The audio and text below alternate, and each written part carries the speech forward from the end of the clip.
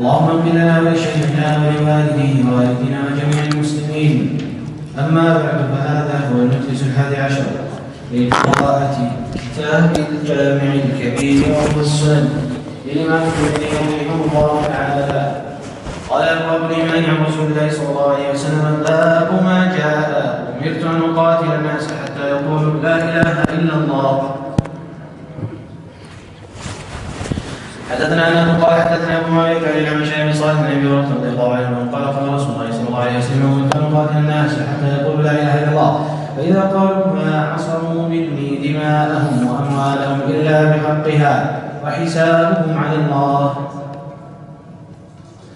وفي باب عن جابر بن سعد بن عمر هذا حديث حسن صحيح. حدثنا عبد قال حدثنا عن عبيد بن سعيد قال اخبرني عبيد الله بن عبد الله بن عبد بن سعيد بن هريره قال: لما توفي رسول الله صلى الله عليه وسلم واستخلف أبو بكر بعده كفر من كفر من العرب، فقال عمر بن الخطاب لأبي بكر: كيف تقاتل الناس وقد قال رسول الله صلى الله عليه وسلم: أمرت أن أقاتل الناس حتى يقولوا لا إله إلا الله، ومن قال لا إله إلا الله وعصم مني ماله ونفسه إلا بحقه وحسابه على الله. فقال أبو بكر: والله لأقاتلن من فرق بين الصلاة والزكاة، فإن الزكاة حق المال، والله لو منعوني عقالا كانوا يؤدونه إلى رسول الله صلى الله عليه وسلم لقاتلتهم على منعه. فقال عمر بن الخطاب: فوالله ما هو إلا رأيت أن الله قد شرح صدر أبي بكر للقتال فعرفت أنه الحق. هذا حديث حسن صحيح. وكذا روى شعيب بن أبي حمزة عن الزهري عن عبيد الله بن عبد الله بن عتبة عن أبي هريرة، وروى عمران القطان وهذا الحديث عن معبد عن الزهري عن أنس بن مالك عن أبي بكر، وهو حديث خطأ وقد خولف عمران في روايته عن معمر. باب ما جاء أمرت أن أقاتل الناس حتى يقولوا لا إله إلا الله ويقيموا الصلاة. حدثنا سعيد بن يعقوب الطالقاني وقال أخبرنا ابن المبارك قال أخبرنا حميد الطويل عن أنس بن مالك أنه قال قال رسول الله صلى الله عليه وسلم: أمرت أن أقاتل الناس حتى يشهدوا أن لا إله إلا الله وأن محمدا عبده ورسوله، وأن يستقبلوا قبلتنا ويأكلوا ذبيحتنا وليصلوا صلاتنا، فإذا فعلوا ذلك حرمت علينا دماؤهم ومالهم إلا بحقها، لهم ما للمسلمين عليهم على المسلمين. وفي الباب عن معاذ بن جبل وأبي هريرة هذا حديث حسن صحيح غريب من هذا الوجه، وقد روى يحيى بن أيوب عن حميد عن أنس فذكر نحو هذا. باب ما جاء بني الإسلام على 5. حدثنا ابن أبي عمر قال حدثنا سفيان عن سعير بن الخمس التميمي عن حبيب بن أبي ثابت عن ابن عمر رضي الله عنه أنه قال قال رسول الله صلى الله عليه وسلم: بني الإسلام على 5: شهادة لا إله إلا الله وأن محمدا رسول الله، وإقام الصلاة وإيتاء الزكاة وصوم رمضان وحج البيت. وفي الباب عن جرير بن عبد الله هذا حديث حسن صحيح وقد روي من غير وجه عن ابن عمر عن النبي صلى الله عليه وسلم وذكر نحو هذا. وسعير بن الخمس ثقة عند أهل الحديث. حدثنا أبو بكر قال حدثنا وكيع عن حنظلة بن أبي سفيان جميعا عن كلمة بن خالد المخزومي عن ابن عمر عن النبي صلى الله عليه وسلم وذكر نحوه. هذا حديث حسن صحيح. باب ما وصف جبريل للنبي صلى الله عليه وسلم الإيمان والإسلام. حدثنا أبو عمار الحسين بن حريث الخزاعي قال أخبرنا وكيع عن كهمس بن الحسن عن عبد الله بن بريدة عن يحيى بن يعمر قال أول ما تكلم في القدر معبد الجهني قال: خرجت أنا وحميد بن عبد الرحمن الحميري حتى أتينا مدينة، فقلنا لو لقينا رجلا من أصحاب النبي صلى الله عليه وسلم فسألناه عما أحدث هؤلاء القوم، قال: فلقيناه يعني عبد الله بن عمر وهو خارج من المسجد، قال: فاكتنفته أنا وصاحبي، قال: فظننت أن صاحبي سيكل الكلام إليه، فقلت: يا أبا عبد الرحمن إن قوما يقرؤون القرآن ويتقفرون العلم ويزعمون أن لا قدر وأن الأمر أنوف، قال: فإذا لقيت أولئك فأخبرهم أني منهم بريء وأنهم مني براء، والذي يحلف به عبد الله لو أن أحدهم أنفق مثل أحد ذهبا ما قبل ذلك منه حتى يؤمن بالقدر خيره وشره. ثم أنشأ يحدث فقال: قال عمر بن الخطاب: كنا عند رسول الله صلى الله عليه وسلم فجاء رجل شديد بياض الثياب شديد سواد الشعر لا يرى عليه أثر السفر ولا يعرفه منها أحد، حتى أتى النبي صلى الله عليه وسلم وأرزق ركبته بركبته وقال ثم قال: يا محمد ما الإيمان؟ قال: أن تؤمن بالله وملائكته وكتبه ورسله واليوم الآخر والقدر خيره وشره. قال: فما الإسلام؟ قال: شهادة أن لا إله إلا الله محمد رسول الله وأن محمدا عبده ورسوله، وإقام الصلاة وإيتاء الزكاة وحج البيت وصوم رمضان. قال: فما الإحسان؟ قال: أن تعبد الله كأنك تراه فإن لم تكن تراه فإنه يراك. قال: في كل ذلك يقول له صدق. قال: فتعجبنا منه يسأل ويصدقه. قال: فمتى الساعة؟ قال: ما المسؤول عنها بأعلم من السائل. قال: فما أمرتها؟ قال: أن تلد الأمة ربتها وأن ترى الحفاة العراة العالة أصحاب الشاء قال وأن ترى الحفاة العراة العالة أصحاب الشاة يتطاولون في البنيان. قال عمر فلقيني النبي صلى الله عليه وسلم بعد ذلك بثلاث فقال يا عمر هل تدري من السائل ذاك؟ جبريل أتاكم يعلمكم معالم دينكم. حدثنا أحمد بن محمد قال أخبرنا ابن مبارك قال أخبرنا كهوس بن الحسن فحدث بهذا الإسناد نحوه بمعناه. وحدثنا محمد بن ثنا قال حدثنا معاذ بن معاذ عن كهوس بهذا الإسناد ذكر نحوه بمعناه. وفي الباب عن طلحة بن عبيد الله وليس مالك وأبي هريرة هذا حديث حسن صحيح، هذا حديث صحيح حسن قد روي من غير وجه نحو هذا. وقد روي هذا الحديث عن ابن عمر عن النبي صلى الله عليه وسلم والصحيح هو ابن عمر عن النبي صلى الله عليه وسلم. فهو ما جاء في إضافة الفرائض إلى الإيمان. حدثنا قتيبة قال حدثنا عباد بن عباد المهلبي عن أبي جمرة عن ابن عباس قال قدم وفد عبد القيس على رسول الله صلى الله عليه وسلم فقالوا إن هذا الحي من ربيعة ولسنا نصل إليك إلا في الشهر الحرام، فضرنا بشيء نأخذه عنك وندعو عليه من ورانا. وقال أمركم بأربع الإيمان بالله، ثم فسر لهم شهادة أن لا إله إلا الله وأني رسول الله وإقام الصلاة وإيتاء الزكاة وأن تؤدوا خمس ما غنمتم. حدثنا قتيبة قال حدثنا أحمد بن زيد عن أبي جمرة عن ابن عباس عن النبي صلى الله عليه وسلم فذكر مثل هذا حديث حسن صحيح. وأبو جمرة الضبعي اسمه نصر بن عمران وقد رواه شعبة عن أبي جمرة أيضا. سمعت قتيبة بن سعيد يقول ما رأيت مثل هؤلاء الفقهاء الأشراف الأربعة مالك بن أنس والليث بن سعد عباد بن عباد المهلبي وعبد الوهاب الثقفي. قال قتيبة وكنا نرضى أن نرجع كل يوم من عند عباد بن عباد بحديث وعباد بن عباد هو من ولد المهلب بن أبي صفرة. باب ما جاء باستكمال الإيمان وزيادة النقصان. حدثنا أحمد بن منيع البغدادي وقال حدثنا إسماعيل بن علية قال حدثنا خالد الحذاء عن أبي قلابة عن عائشة رضي الله عنها أنها قالت قال رسول الله صلى الله عليه وسلم إن من أكمل المؤمنين إيمانا أحسنهم خلقا وألطفهم بأهله. وفي الباب عن أبي هريرة عن أنس بن مالك هذا حديث حسن لا نعرف لأبي قلابة سماع من عائشة. وقد روى أبو قلابة عن عبد الله بن يزيد رضيع لعائشة عن عائشة غير هذا الحديث. وأبو قلابة اسمه عبد الله بن زيد الجرمي. حدثنا ابن أبي عمر قال حدثنا سفيان بن عيينة قال ذكر أيوب السختياني أبا قلابة وقال كان والله من الفقهاء ذوي الألباب. حدثنا أبو عبد الله هريم بن سعيد الأزدي والترمذي قال حدثنا عبد العزيز بن محمد سؤال بن أبي صالح عن أبي هريرة رضي الله عنه أن رسول الله صلى الله عليه وسلم خطب الناس فوعظهم ثم قال يا معشر النساء تصدقن فإن كنا أكثر أهل النار. فقالت امرأة منهن ولم ذاك يا رسول الله؟ قال لكثرة لعنكن يعني وكفركن العشير. قال وما رأيت من ناقصات عقل ودين أغلب لذوي الألباب وذوي الرأي منكن. قالت امرأة منهن وما نقصان عقلها ودينها؟ قال شهادة امرأتين منكن بشهادة رجل ونقصان دينكن الحيضة فتمكث إحداكن الثلاثة والأربعة لا تصلي.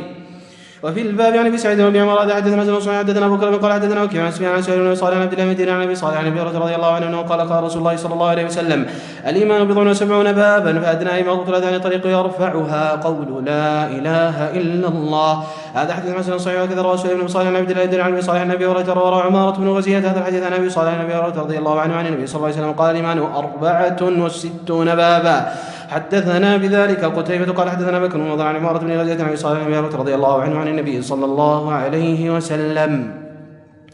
باب ما جاء الحياء من الإيمان. حدثنا ابن أبي عمر وأحمد بن منيع المعنى واحد قال حدثنا سفيان بن عيينة عن الزهري عن سالم بن النبي عن رسول الله صلى الله عليه وسلم رجل ويعظ أخاه في الحياء فقال رسول الله صلى الله عليه وسلم الحياء من الإيمان. قال أحمد بن منيع في حديث النبي صلى الله عليه وسلم سمع رجلا يعظ أخاه. هذا حديث حسن صحيح. وفي الباب عن أبي هريرة وأبي بكرة وأبي أمامة. باب ما جاء في حرمة الصلاة. حدثنا ابن أبي عمر قال حدثنا عبد الله بن عبد الصنعاني عن معمر عاصم بن النجود عن أبي وائل عن معاذ بن جبل قال كنت مع النبي صلى الله عليه وسلم في سفر فأصبحت يوما قريبا منه ونحن نسير فقلت يا رسول الله أخبرني بعمل يدخلني الجنة ويباعدني من النار. قال لقد سألتني عن عظيم وإنه ليسير على من يسر الله عليه تعبد الله لا تشرك به شيئا وتقيم الصلاة وتؤتي الزكاة وتصوم رمضان وتحج البيت. ثم قال ألا أدلك على أبواب الخير؟ الصوم جنة والصدقة تطفئ الخطيئة كما يطفئ الماء النار وصلاة الرجل في جوف الليل. قال ثم تلا تتجافى جنوبهم عن المضاجع يدعون ربهم حتى بلغ يعملون. ثم قال ألا أخبرك برأس الأمر وعموده وذروة سنامه؟ قلت بلى يا رسول الله. قال رأس الأمر الإسلام وعموده الصلاة وذروة سنامه الجهاد. ثم قال ألا أخبرك بملاك ذلك كله؟ قلت بلى يا رسول الله. قال فأخذ بلسانه قال كف عليك هذا. فقلت يا نبي الله وإنا لمؤاخذون بما نتكلم به. فقال ثكلتك أمك يا معاذ. وهل يكب الناس في النار على وجوههم أو قال على مناخرهم إلا حصائد ألسنتهم؟ هذا حديث حسن صحيح. حدثنا ابن ابي عمر قال حدثنا عبد الله بن الحارث عن دراج ابي السمح عن ابي ليث عن ابي سعيد رضي الله عنه قال قال رسول الله صلى الله عليه وسلم: اذا رايتم الرجل يتعاهد المسجد فاشهدوا له بالايمان، فان الله يقول: انما يعمر مساجد الله من امن بالله واليوم الاخر وقام الصلاه واتى الزكاه. الايه. هذا حديث حسن غريب. بما جاء في ترك الصلاه. حدثنا قتيبة قال حدثنا جابر وابو معاذ عن ابي سفيان عن جابر النبي صلى الله عليه وسلم قال: بين الكفر والايمان ترك الصلاه.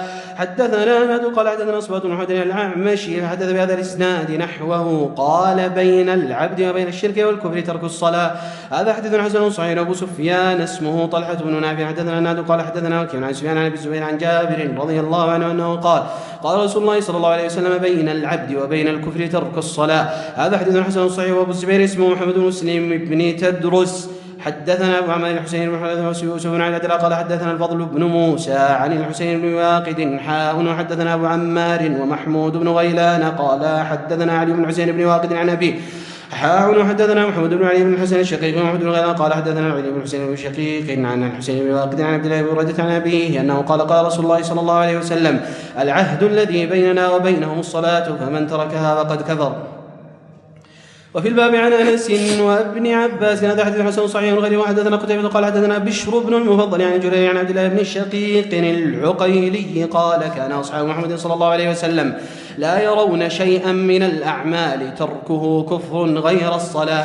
باب. حدثنا قتيبة قال حدثنا الليث عن ابن ادم عن محمد بن ابراهيم الحارث عن عامر بن سعد عن عباس بن عبد المطلب انه سمع رسول الله صلى الله عليه وسلم يقول: ذاق طعم الايمان من رضي بالله ربا وبالاسلام دينا وبمحمد صلى الله عليه وسلم نبيا. هذا حديث حسن صحيح. حدثنا ابن ابي عمر قال حدثنا عبد الله بن ثقفي عن ابي قلابة عن انس مالك رضي الله عنه ان رسول الله صلى الله عليه وسلم قال: ثلاث من كن فيه وجد بهن طعم الايمان: من كان الله ورسوله يحب اليه ما سواهما، وان يحب المرء لا يحبه الا لله، وان يكره ان يعود بالكفر بعد اذا انقذ الله منه كما يكره ان يقذف في النار. هذا حديث حسن صحيح. وقد روى قتادة عن انس مالك عن النبي صلى الله عليه وسلم: باب لا يزني الزاني وهو مؤمن. حدثنا احمد بن معين قال حدثنا عبيدة بن حميد عن الأعمش عن ابي صالح عن ابي هريرة رضي الله عنه قال: قال رسول الله صلى الله عليه وسلم: لا يزني الزاني وهو مؤمن ولا يسرق السارق وهو مؤمن ولكن التوبة معروضة. وفي الباب عن ابن عباس وعائشة وابي عبد الله بن ابي اوفى.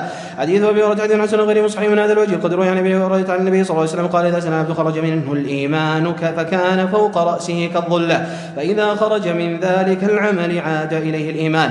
وروي عن ابي جعفر محمد بن علي انه قال: في هذا خروج من الايمان الى الإسلام. وقد روي من غير وجه عن النبي صلى الله عليه وسلم أنه قال: في الزنا والسرقة من أصاب من ذلك شيئا فأقيم عليه الحد فهو كفارة له، ومن أصاب من ذلك شيئا فستر الله عليه فهو إلى الله إن شاء عذبه يوم القيامة وإن شاء غفر له.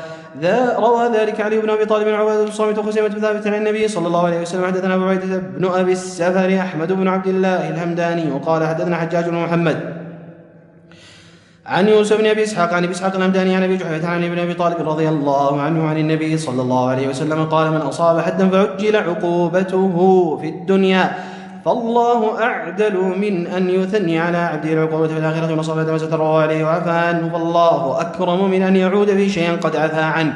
هذا حديث حسن غريب. وهذا قوله العلم. ولا نعلم احدا كفر احدا بالزنا ولا نعلم احدا كفر احدا بالزنا والسرقة او بشرب الخمر. باب ما جاء المسلم من سلم المسلمون من لسانه ويده. حدثنا قتيبة قال حدثنا الليث عن ابن عجلان عن القعقاع عن النبي صالح عن ابي هريرة رضي الله عنه انه قال: قال رسول الله صلى الله عليه وسلم: المسلم من سلم المسلمون من لسانه ويده، والمؤمن من امنه الناس على دمائهم واموالهم.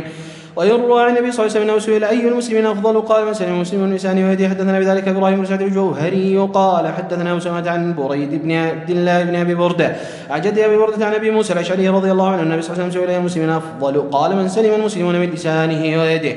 هذا حديث صحيح غريب من حديث ابي موسى الاشعري عن النبي صلى الله عليه وسلم. وفي الباب عن جابر وابي موسى وعبد الله بن عمرو حديث ابي هريرة حديث حسن صحيح. باب ما جاء ان الاسلام دا غريبا وسيعود غريبا. حدثنا ابو كريب قال حدثنا حفص بن غياث عن الاعمش عن ابي اسحاق عن ابي الاحوص عن عبد الله بن مسعود رضي الله عنه انه قال: قال رسول الله صلى الله عليه وسلم: ان الاسلام بدا غريبا وسيعود غريبا كما بدا فطوبى للغرباء. وفي الباب عن سعد بن عمر وجابر بن عبد الله بن عمرو. هذا حديث حسن غريب صحيح من حديث ابن مسعود وانما لا يكون حديث حفص بن غياث عن الاعمش وابو الاحوص اسمه عوف بن مالك بن نضرة الجشمي تفرد به حفص.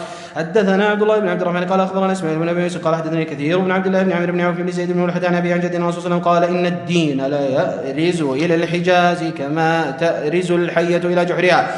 ولا يعقل أن هذا دين من الحجاز معقل الأروية من رأس الجبل إن الدين بدا غير مرجع غير مغطوب الغر الذين يصحون يفسد الناس من بعد من سنة. هذا حديث حسن.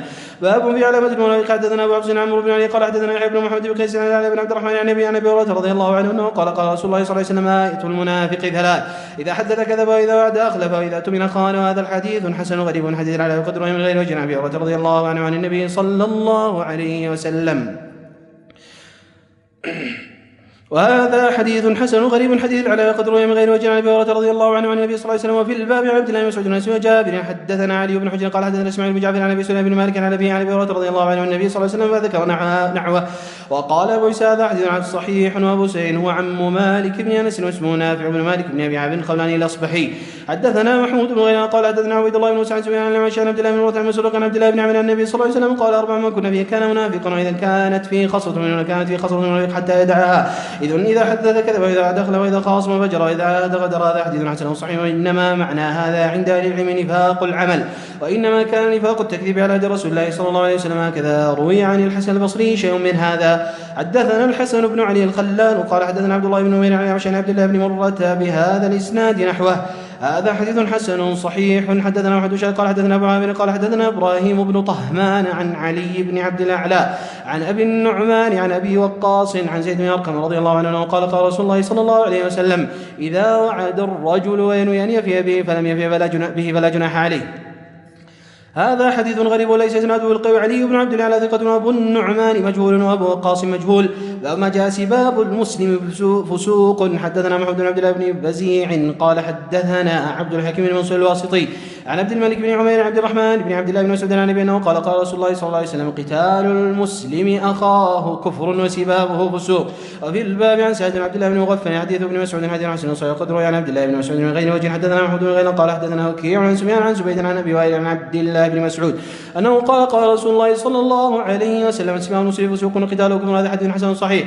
باب في من رمى أخاه بكفر. حدثنا أحمد بن قال حدثنا إسحاق بن يوسف الأزرق عن هشام الدستوائي عن يحيى بن أبي كثير عن أبي قلابة عن ثابت بن الضحاك عن النبي صلى الله عليه وسلم قال: ليس على العبد نذر فيما لا يملك ولا ليس على العبد نذر فيما لا يملك ولاعن المؤمن كقاتله.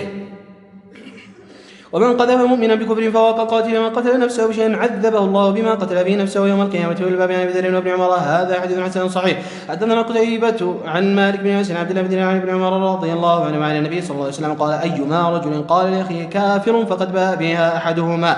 هذا حديث صحيح. باب في من يموت وهو يشهد أن لا إله إلا الله.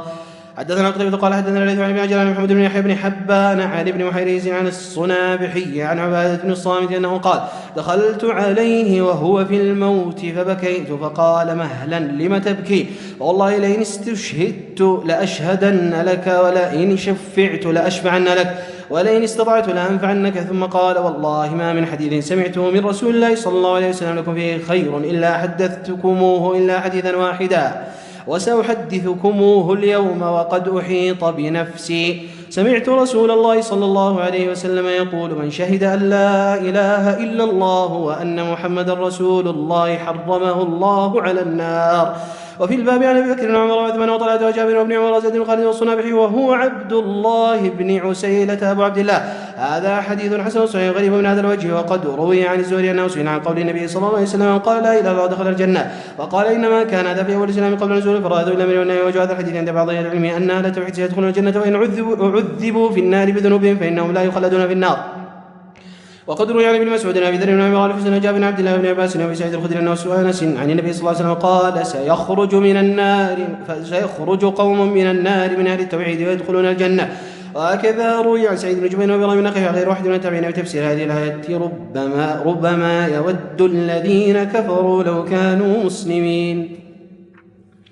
قالوا: إذا أخرج أهل التوحيد من النار يدخلوا الجنة يود الذين كفروا لو كانوا مسلمين.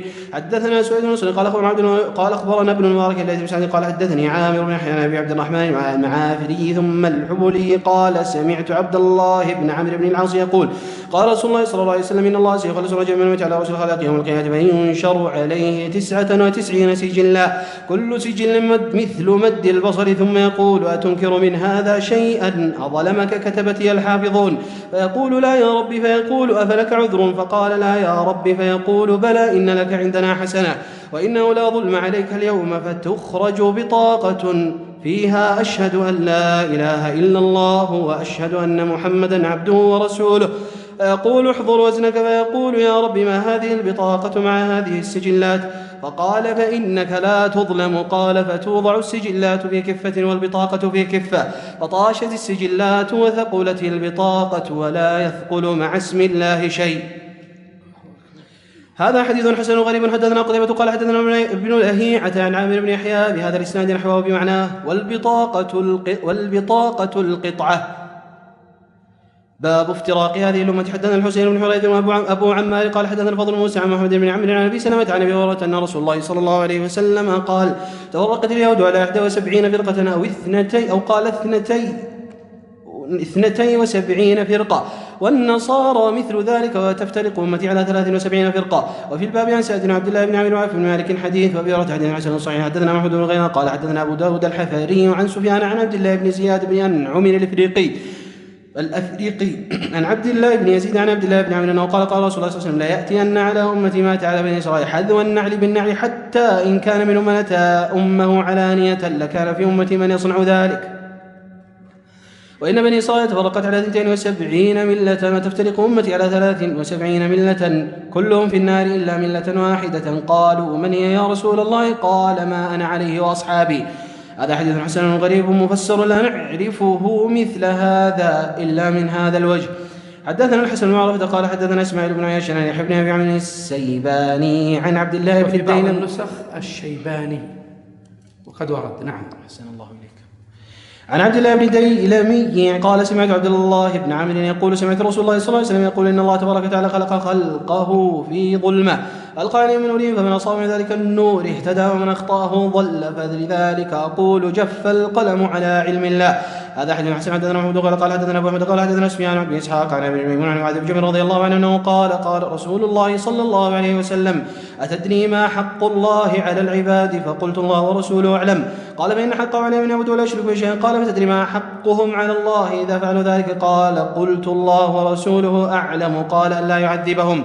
هذا حديث حسن صحيح قدر من غير وجه. عن معاذ بن جبل حدثنا محمود قال حدثنا أبو داود قال أخبرنا شعبة عن حبيب بن ثابت عن عبد العزيز بن رفيع والأعمش كلهم سمعوا زيد بن وهب عن أبي ذر أن رسول الله صلى الله عليه وسلم قال تنجبنا وبشرنا وما لا يشرك بالله شيئا دخل الجنة. قلت وإن زنا وإن سرق؟ قال نعم. هذا حديث حسن صحيح. وفي الباب عن أبي الدرداء.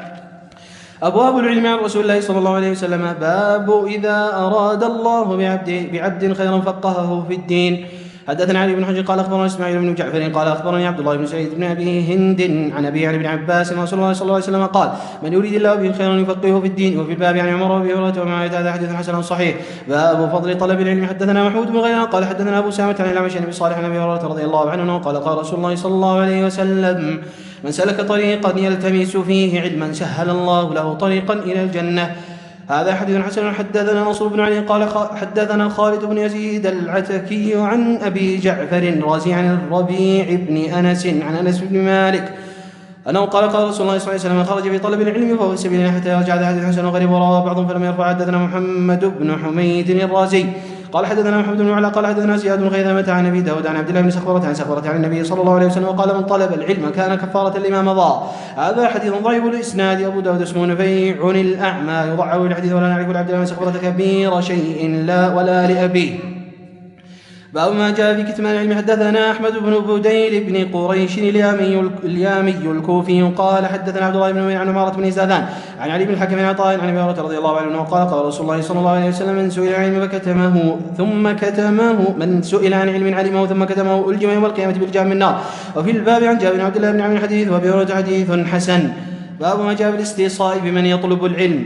حدثنا سفيان بن وكيع قال حدثنا أبو داود الحفري عن سفيان عن أبي هارون قال كنا نأتي أبا سعيد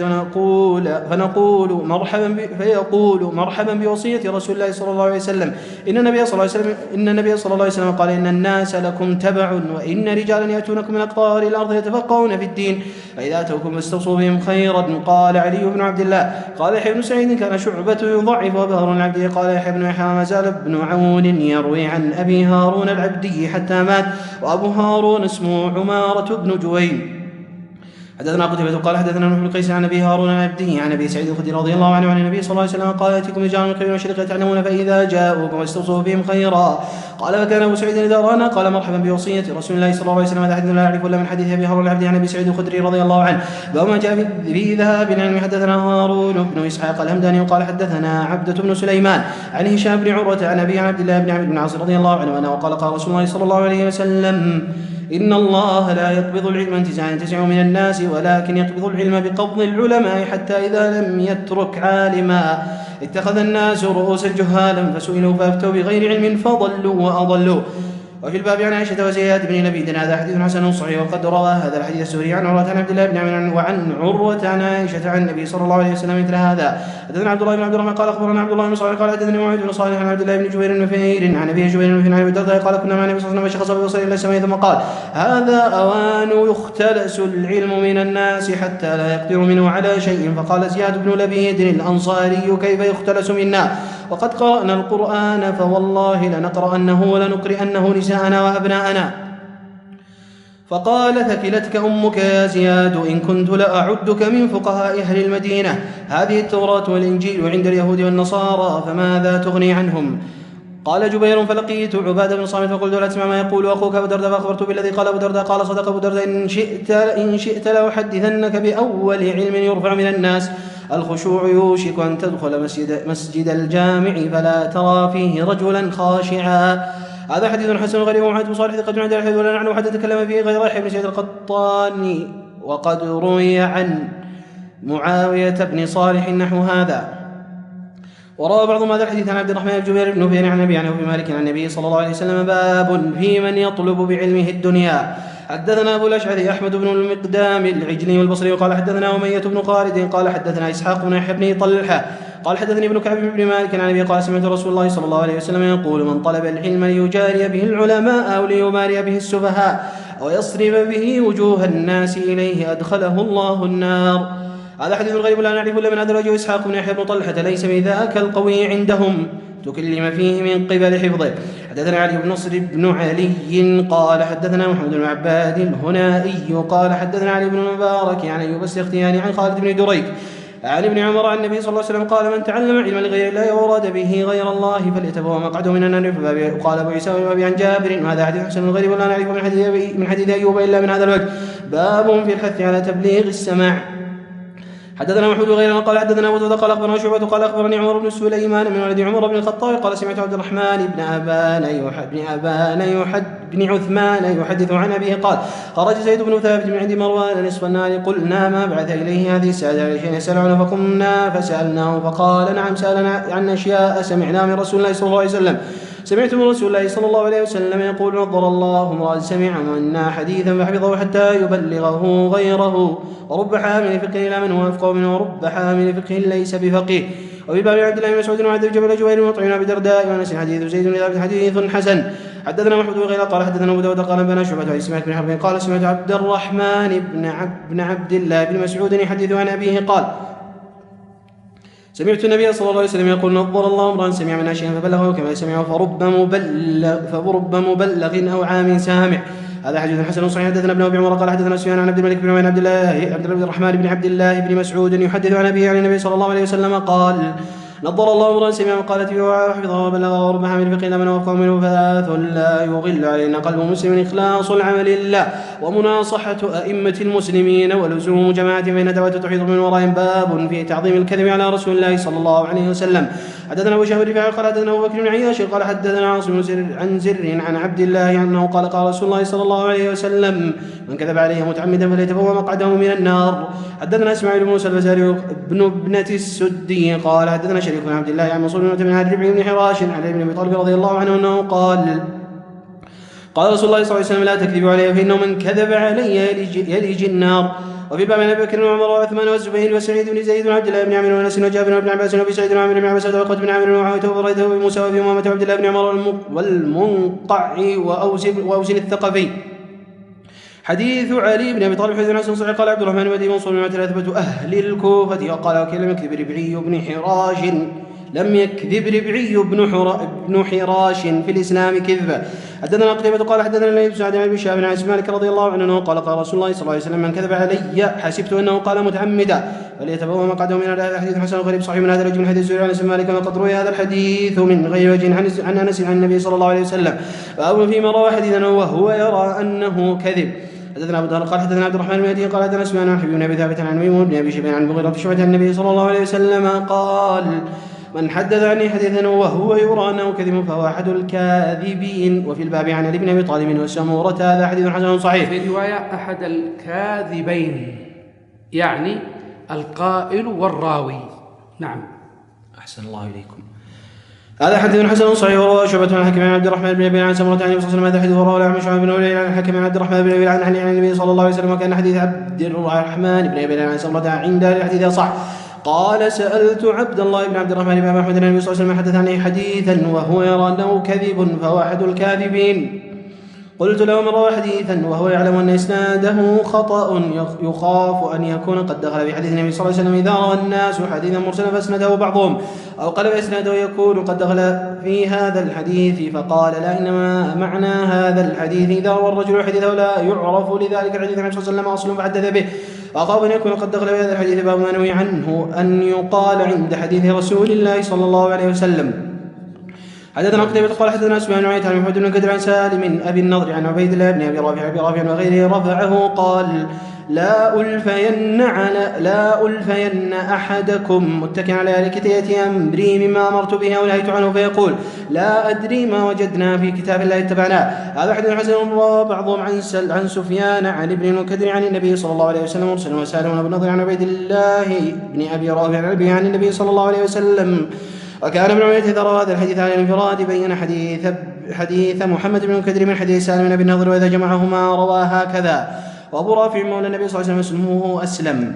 حدثنا محمد بن شاهين قال حدثنا عبد الرحمن المديني قال حدثنا معاذ بن صالح عن الحسن بن جابر اللخمي عن مقدام بن عدي كرب أنه قال قال رسول الله صلى الله عليه وسلم ألا هل عسى رجل يبلغ الحديث عني ومتكئ على الكتاب يقول بيننا وبينكم كتاب الله فما وجدنا فيه حلالا استحللنا وما وجدنا فيه حراما حرمنا وإنما حرم رسول الله كما حرم الله.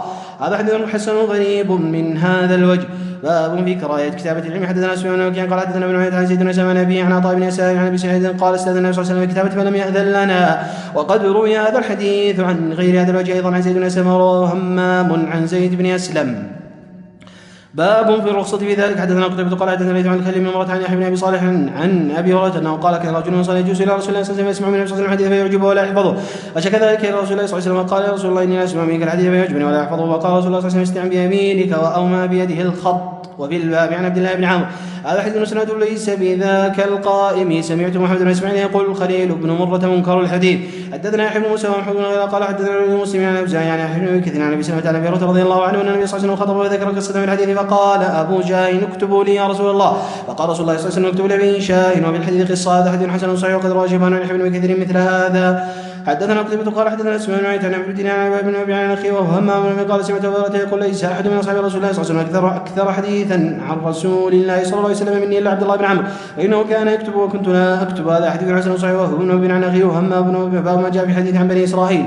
حدثنا محمد بن يحيى قال حدثنا محمد بن سبحان بن ثوبان هو عبد الرحمن بن ثابت بن ثوبان العابد الشامي عن حسان بن عطية عن ابي كبشة السلولي عن عبد الله بن عمرو قال قال رسول الله صلى الله عليه وسلم بلغوني ولو آية حديث عن بني اسرائيل ولا حرج ومن كذب عليه متعمدا فليتبوأ مقعده من النار. هذا حديث حسن صحيح. حدثنا محمد بن بشار قال حدثنا ابو عاصم عن الاوزاعي عن حسان بن عطية عن ابي كبشة السلولي عن عبد الله بن عمرو عن النبي صلى الله عليه وسلم فذكر نحوه وهذا حديث صحيح.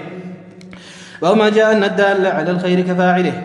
حدثنا منصور بن عبد الرحمن الكوفي قال حدثنا احمد بن بشير عن شبيب بن بشير عن انس بن مالك قال اتى النبي صلى الله عليه وسلم رجل يستحمله فلم يجد عنده ما يحمله فدله على اخر فحمله فاتى النبي صلى الله عليه وسلم اخبره فقال ان الدال على الخير كفاله وفي باب ابي مسعود وبريد. هذا حديث غريب من هذا الوجه من حديث انس عن النبي صلى الله عليه وسلم.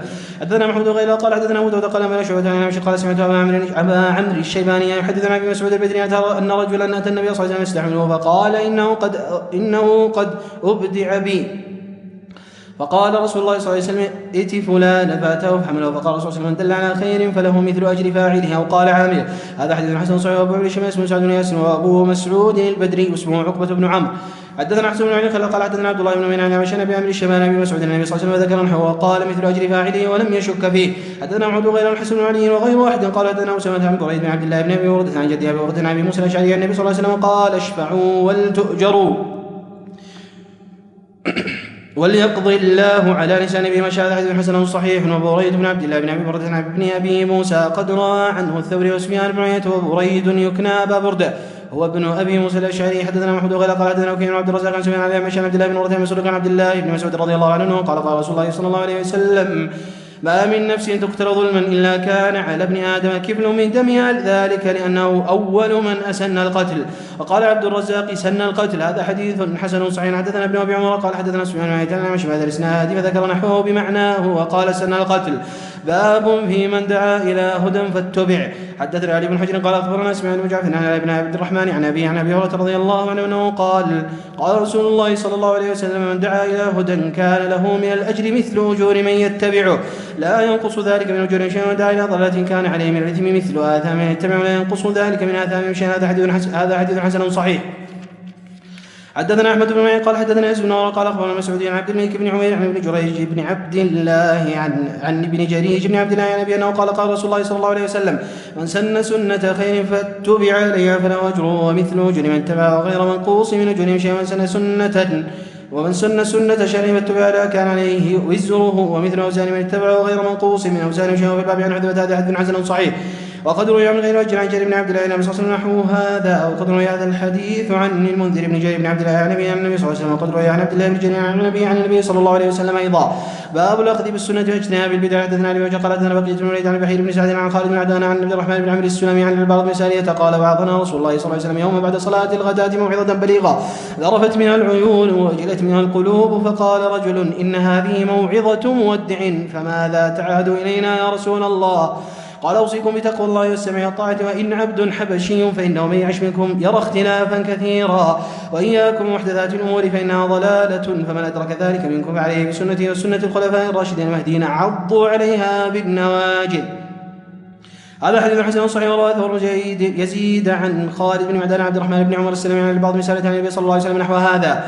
حدثنا بذلك الحسن بن علي قال وغير واحد قال حدثنا معاصم عن ثور بن يزيد عن خالد بن معدان عبد الرحمن بن عمرو السلمي عن البعض بن سارية عن النبي صلى الله عليه وسلم ذكر نحوه والعجبة بن سارية يكون أبا نجيح. وقد روي هذا الحديث عن حجر بن حجر عن البعض بن سارية عن النبي صلى الله عليه وسلم ذكر نحوه. حدثنا عبد الله بن عبد الرحمن قال حدثنا محمد عن ابي بن عبيد عن كثير بن عبد الله عن ابيه عن جده ان النبي صلى الله عليه وسلم قال بن الحارث اعلم. قال ما أعلم يا رسول الله؟ قال إنه من أحيا سنة من سنتي قد أميتت بعدي كان له من الأجر مثل ما عمل بها غير من ينقص من أجر من ابتدع بدعة ضلالة لا يرضى الله ورسوله كان عليه مثل آثام من عمل بها لا ينقص ذلك من أوزار الناس. هذا حديث حسن ومحمود بن عيد هذا هو مصيصي شامي.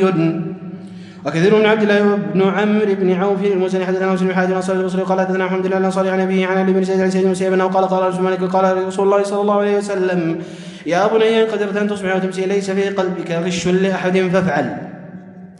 ثم قال لي يا بني وذلك من سنتي ومن احيا سنتي فقد احياني ومن احياني كان معي في الجنه. وفي الحديث قصة طويلة. هذا حديث حسن غريب من هذا الوجه. محمد بن عبد الأنصاري ثقة وأبوه ثقة علي بن زيد صدوق إلا أنه ربما يرفع الشيء الذي يوقفه غيره. سمعت محمد بن بشار يقول قال ابن الشيخ قال شعبة حدثنا علي بن زيد وكان رفاعا ولا يعرف لسعيد بن المسيب عن أنس رواية إلى هذا الحديث بطوله. وقد روى عباد المنقري وهذا الحديث عن علي بن زيد عن أنس ولم يذكر فيه عن سعيد بن المسيب وذكرت به محمد بن إسماعيل فلم يعرف ولم يعرف لسعيد بن المسيب هذا عن أنس هذا الحديث ولا غيره. ومات أنس بن مالك سنة 93 ومات سعيد بن المسيب بعده بسنتين مات سنة 95. باب الانتهاء عما نهى عنه رسول الله صلى الله عليه وسلم. باب الانتهاء عما نهى عنه رسول الله صلى الله عليه وسلم. حدثنا قال حدثنا ابو عن ابي صالح عن ابي هريره رضي الله عنه قال قال رسول الله صلى الله عليه وسلم اتركوني ما تركتم وان حدثكم فخذوه عني فانما اهلك من كان قبلكم بكثرة سؤالهم واختلافهم على انبيائهم. هذا حديث حسن صحيح. حدثنا حسن الصباح البزار واسحاق بن موسى الانصاري وقال حدثنا اسماء عن ابن جريج عن ابي الزبير عن ابي صالح عن ابي هريره رضي الله عنه روايه قال يوشك أن يضرب الناس أكباد الإبل يطلبون العلم فلا يجدون أحدا أعلم من عالم المدينة. هذا حديث حسن وهو حديث ابن عيينة. وقد روي عن ابن عيينة أنه قال في هذا من عالم المدينة إنه مالك بن أنس. قال إسحاق بن موسى وسمعت ابن عيينة قال هو العمري الزاهد واسمه عبد العزيز بن عبد الله. وسمعت يحيى بن موسى يقول قال عبد الرزاق هو مالك بن أنس. باب ما جاء في فضل الفقه على العبادة. حدثنا محمد بن سعيد قال حدثنا ابراهيم موسى قال اخبرنا الوليد هو ابن مسلم قال حدثنا روح بن جناح عن مجاهد عن ابن عباس انه قال قال رسول الله صلى الله عليه وسلم فقيه اشد على الشيطان من 1000 عابد. هذا حديث غريب ولا نعرف الا من هذا الوجه من حديث الوليد بن مسلم. حدثنا محمود بن خداش قال حدثنا محمد بن الواصل قال حدثنا عاصم بن رجاء بن حيوة عن قيس بن كثير قال قدم رجل من المدينة على ابي الدرداء وهو دمشق قال ما اقدمك يا اخي؟ قال حديث بلغني لك تحدث عن رسول الله صلى الله عليه وسلم قال ما جئتني حاجة؟ قال لا. قال ما قدمت لتجارة؟ قال لا. قال ما جئت الا بطلب هذا الحديث؟ قال فاني سمعت رسول الله صلى الله عليه وسلم يقول من سلك طريقا يبتغي فيه علما سلك الله به طريقا الى الجنة وان الملائكة لا تضع اجنحتها رضا لطالب العلم وان العالم لا يستغفر له من في السماوات ومن في الارض حتى الحيتان في الماء. وفضل العالم على العبد كفضل القمر على سائر الكواكب. ان العلماء ورثة الانبياء ان الانبياء لم يورثوا دينارا ولا درهما انما ورثوا العلم فمن اخذ به فقد اخذ بحظ وافر. ولا يعرف هذا الحديث لم حديث عاصم رجاء بن حيوة وليس اسناده عندي موتصل كذا. حدثنا محمود بن خداش هذا الحديث وانما يروى هذا الحديث عن عاصم رجاء بن حيوة عن داود بن جميع عن كثير بن قيس عن ابي الدرداء عن النبي صلى الله عليه وسلم وهذا اصح من حديث محمود بن خداش. حدثنا انه قال حدثنا ابو الاحوص عن سعيد بن مسروق عن ابن أشوع عن يزيد بن سلمة الجعفي أنه قال يزيد بن سلمة يا رسول الله سمعت منك حديثا كثيرا أخاف أن ينسيني أوله آخره فحدثني بكلمة تكون جامعا. قال اتق الله فيما تعلم. هذا حديث ليس يسند وتسنو عندي مرسل ولم يدرك عندي ابن أشوع يزيد بن سلمة وابن أشوع اسمه سعيد بن أشوع. حدثنا أبو بكر قال حدثنا غير بن وهيب عن ابي عن مسلم عن ابي هريرة رضي الله عنه قال رسول الله صلى الله عليه وسلم خصلتان لا تجتمعان في منافق حسن سمت ولا فقه في الدين. هذا حديث غريب لا نعرف هذا الحديث من حديث عوف الا من حديث هذا الشيخ بن ايوب العامري ولم ارى احدا يروي عنه غير محمد بن علاء ولا ادري كيف هو. حدثنا محمد بن عبد الله قال حدثنا سلمة بن رجاء قال حدثنا وليد بن جبير قال حدثنا قاسم بن عبد الرحمن عن ابي امامة الباري قال ذكر رسول الله صلى الله عليه وسلم رجلان احدهما عبد والاخر عالم وقال رسول الله صلى الله عليه وسلم فضل العالم على العبد كفضل على الادناكم. ثم قال رسول الله صلى الله عليه وسلم الملائكة ان الله وملائكته واهل السماوات والارض حتى النملة في جحرها حتى العود لا يصلون على معلم الناس الخير. هذا حديث حسن صحيح حسن غريب صحيح. سمعت ابا عمار الحسين بن حريث الخزاعي يقول سمعت الفضيل بن عياض يقول عالم عامل معلم يدعى كبير في ملكوت السماوات. حدثنا عمر بن حفص الشيباني البصري قال حدثنا عبد الله بن ابي عن عمرو بن الحارث عن دراج عن ابي ليث عن ابي سعيد الخدري رضي الله عنه عن رسول الله صلى الله عليه وسلم قال لن يشبع المؤمن من خير يسمعه حتى يكون منتهاه الجنة. هذا حديث حسن غريب. حدثنا محمد بن عمر بن الوليد الكندي قال حدثنا عبد الله بن مير عن ابراهيم بن الفضل عن سعيد المقبوري عن ابي هريرة رضي الله عنه انه قال رسول الله صلى الله عليه وسلم الكلمة الحكمة ضالة المؤمن حيث وجدها فهو حق بها. هذا حديث غريب لا نعرفه الا من هذا الوجه. وابراهيم بن الفضل المخزومي ضعيف الحديث. بسم الله الرحمن الرحيم. قال رحمه الله تعالى أبواب الاستئذان والآداب عن رسول الله صلى الله عليه وسلم. قال باب ما جاء في شيء السلام. قال حدثنا النادون قال حدثنا ابن معاوية عن الأعمش عن أبي صالح رضي الله عنه عن أبي صالح عن أبي هريرة رضي الله عنه أنه قال رسول الله صلى الله عليه وسلم والذي نفسي بيده لا تدخلوا الجنة حتى تؤمنوا ولا تؤمنوا حتى تحابوا ولا أدلكم على شيء إذا فعلتموه أو على أمر إذا أنتم فعلتموه تحاببتم أفشوا السلام بينكم. في الباب عن عبد الله بن سلام وشرح بن هاني عن أبيه وعبد الله بن عمرو والبراء وأنس بن عمر قال هذا حديث حسن صحيح. باب ما ذكر فضل السلام. قال حدثنا عبد الله بن عبد الرحمن الحسين بن محمد الجريري البلخي قال حدثنا محمد كثير عن جابر بن سلمة الضبعي عن عوف عن ابي رجاء عن عبد الله بن حسين ان رجلا جاء الى النبي صلى الله عليه وسلم قال السلام عليكم فقال النبي صلى الله عليه وسلم عليه السلام 10. وجاء اخر فقال السلام عليكم ورحمه الله فقال النبي صلى الله عليه وسلم 20. ثم جاء اخر فقال السلام عليكم ورحمه الله وبركاته فقال النبي صلى الله عليه وسلم 30. قال هذا حديث حسن غريب من هذا الوجه من حديث عمران بن حسين في الباب عن ابي سلمة علي وسهل بن حنيف. فما جاء فان الاستئذان 3. قال حدثنا بن وكيع قال حدثنا عبد الله بن عبد الله عن جريج عن ابي نضرة عن ابي سعيد انه قال استاذن موسى على عمر قال السلام عليكم ادخل فقال عمر واحدة ثم سكت ساعة ثم قال السلام عليكم ادخل فقال عمر ثنتان ثم سكت ساعة قال السلام عليكم ادخل فقال عمر ثلاثة ثم رجع فقال عمر البواب ما صنع قال رجع قال علي به فلما جاءه قال ما هذا الذي صنعت قال السنة والله لتأتيني على هذا بقرآن وبينه أو لا أفعلن بك قال فأتانا نحن فقال الأنصار وقال يا معشر الأنصار لستم على أحد بالناس في حديث رسول الله صلى الله عليه وسلم لم يقل رسول الله صلى الله عليه وسلم الاستئذان ثلاث فإن أذن لك وإلا فارجع فجعل القوم مازحون وقال أبو سعيد ثم رفعت رأسي إليه فقلت ما أصابك في هذا من العقوبة فأنا شريكك قال فأتى عمر فأخبره ذلك فقال عمر ما كنت علمت بهذا. والبغي عن أم طارق مولاتي سعد عن هذا قال هذا حديث حسن صحيح بن جرير اسمه سعيد بن ياس يكون أبا مسعود وقد روى هذا غيره أيضا عن ابن نضر العبد اسمه المنذر بن مالك قطعة قال حدثنا محمود غيلان قال حدثنا عمر بن موسى قال حدثنا عكرمة بن عمان انه قال حدثني ابو زميل قال حدثني ابن عباس انه قال حدثني عمر الخطاب انه قال استاذنت على رسول الله صلى الله عليه وسلم ثلاث فاذن لي قال حديث حمزه غريب ابو زميل اسمه سماك الحنفي وانما انكر عمر عندنا على ابي موسى حين روى انه قال الاستئذان ثلاث فان اذن لك والا فرجع وقد كان عمر استاذن عن النبي صلى الله عليه وسلم ثلاث فاذن له ولم يكن عالما هذا الذي رواه موسى عن النبي صلى الله عليه وسلم انه قال فان اذن لك والا فرجع باب كيف رد السلام. قال حدثنا اسحاق بن منصور قال حدثنا الله بن مسعود قال حدثنا عبيد الله بن عمر عن سعيد المقبوري عن ابي هريره انه قال دخل رجل المسجد ورسول الله صلى الله عليه وسلم جالس في ناحيه المسجد فصلى ثم جاء فسلم عليه فقال رسول الله صلى الله عليه وسلم عليك رجع فصلي فانك تصلي فذكر حديث فضوله قال هذا حديث حسن قال وروى يحيى بن سعيد القطاني هذا الحديث عن عبيد الله بن عمر عن سعيد المقبوري فقال عن ابيه عن ابي هريره وحديث يحيى بن سعيد صح باب في تبليغ السلام. قال حدثنا ابن المنذر الكوفي قال حدثنا محمد بن عن سكر بن ابي زيد عن عامر انه قال حدثني مسلمة عائشة حدثت ان رسول الله صلى الله عليه وسلم قال لها ان جبريل يقرئك السلام قالت وعليه السلام ورحمة الله وبركاته. وفي الباب عن رجل من بني نمير عن ابيه عن جدها قال هذا حديث حسن صحيح وقد رواه الزهري وايضا عن ابي سلمة عن عائشة قال باب في الفضل الذي يبدا بالسلام. قال حدثني عن محمد قال اخبرنا قران بن تمام الاسدي قال عن ابي فروه الرهاوي عن يزيد بن سنان عن سليم بن عامر عن ابي امامه قال قيل يا رسول الله الرجلان يلتقيان ايهما يبدا بالسلام فقال أولاهما بالله. قال الحسن قال محمد أبو فروة الرهاوي مقارب الحديث إلا أن ابنه محمد بن يزيد يروي عنه مناكير ومن كراهة إشارة اليد بالسلام. قال حدثنا قتيبة قال حدثنا ابن العيد عن ابن شعيب عن جدي أن رسول الله صلى الله عليه وسلم قال ليس منا من تشبه بغيرنا لا تشبه باليهود ولا بالنصارى إن تسليم اليهود الإشارة بالأصابع وتسليم النصارى الإشارة بالأكف. قال هذا إسناد ضعيف وروى ابن المبارك هذا الحديث عن ابن لهية فلم يرفعه قال باب ما جاء في التسليم على الصبيان. قال حدثنا المخطب زياد بن يحيى البصري قال حدثنا ابو عتاب بن سلمة محمد قال حدثنا شعبة عن السيار انه قال كنت امشي مع ثابت البناني فمر على صبيان يسلم عليهم فقال ثابت كنت مع انس فمر على صبيان يسلم عليهم وقال انس كنت مع النبي صلى الله عليه وسلم مر على صبيان يسلم عليهم قال هذا حديث صحيح رواه غيره عن ذابد ورواه من غير وجه عن انس قال حدثنا قتيبة قال حدثنا جابر بن محمد هذا مسلسل بالسلام على الصبيان ولكنه منقطع في بعض سلسلته. نعم. احسن الله يقول قال حدث جابر بن سليمان ثبت عن انس عن النبي صلى الله عليه وسلم ذكر نحو ما جاء في التسليم عن النساء قال حدث سويد قال حدثنا ابن مبارك عن قال اخبرنا محمد بن بهرام انه سمع شهر الحجب يقول سمعت اسماء بنت يزيد تحدث عن ان رسول الله صلى الله عليه وسلم مر في مسجد يوما مع عصبة من النساء يقعدون فالوى بيده بتسليم واشار عبد الحميد بيده. قال هذا حديث قال احمد بن حنبل لا باس بحديث عبد الحميد بن بهرام عن شهر بن حوشب قال احمد سمع شهر حسن الحديث وقوى امره وقال انما تكلم في ابن عمرو ثم روى عن هلال بن ابي زينب عن شهر بن حوشب قال حدثنا ابو داود قال حدثنا نضر بن شبيل عن ابن عمرو انه قال ان شهرا نزكوا قال ابو داود قال نظر نزكوه اي طعنه فيه باب التسليم اذا دخل بيته.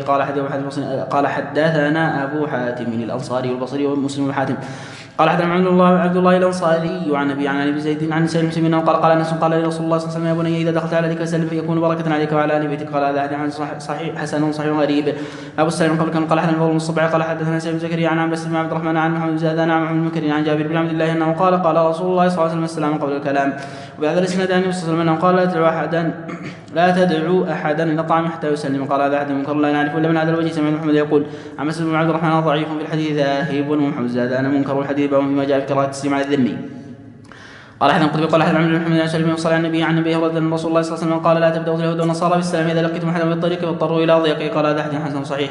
قال حدثنا سعيد بن عمرو المقسمي قال حدثنا سفيان عن الزهري عن عروة عن عائشة انها قالت ان رجل يهود دخل على النبي صلى الله عليه وسلم قال السلام عليكم قال النبي صلى الله عليه وسلم عليكم وقالت عائشة فقلت بل عليكم السلام واللعنة. قال النبي صلى الله عليه وسلم يا عائشة ان الله يحب الرفق بالامر كله. قالت عائشة ولم تسمع ما قال وقال قلت عليكم والله يعني بصدق بن عمر وناس وابي عبد الرحمن الجهني. قال حديث عائشة حديث حسن صحيح. أما جاء في السلام على مجلس فيه المسلمون وغيرهم. قال حدثنا عن موسى قال حدثنا عبد الرزاق قال أخبرنا معمر الزهري عن عروة أن أسامة بن زيد أخبره أن النبي صلى الله عليه وسلم مر مجلس فيه أخلاط من المسلمين الذي سلم عليهم. قال هذا حديث حسن صحيح. باب ما جاء في تسليم الراكب الماشي. قال حدثنا محمد بن مثنى وابراهيم يعقوب قال حدثنا روح بن النبي بن الشهيد عن الحسن عن ابي هريره عن النبي صلى الله عليه وسلم قال يسلم الراكب على الماشي والماشي على القاعد والقائل على الكثير. قال وزاد ابن المثنى في حديثه ويسلم الصغير على الكبير. والباب عن عبد الرحمن بن فضالة بن عبيد وجابر قال هذا حديث قرر من غير هذا الوجه عن ابي هريره قال السختياني ويونس بن عبيد وعلي بن زيد الحسن من ابي هريره. قال حدثنا سويد بن وسيم قال اخبرنا ابن المبارك قال اخبرنا معمر محمد بن ابي عن ابي هريره عن النبي صلى الله عليه وسلم قال يسلم الصغير والكبير والمار على القاعد والقليل على الكثير. قال هذا حديث صحيح. قال حدثنا سويد بن وسيم قال اخبرنا عبد الله قال اخبرنا حيوة بن شريح انه قال اخبرني ابو هاني الخولاني وعن ابي علي الجنبي عن فضالة بن عبيد ان رسول الله صلى الله عليه وسلم قال يسلم الفارس على الماشي والماشي على القائم والقليل على الكثير. قال هذا حديث حسن صحيح. وابو علي الجنبي اسمه عمرو بن مالك.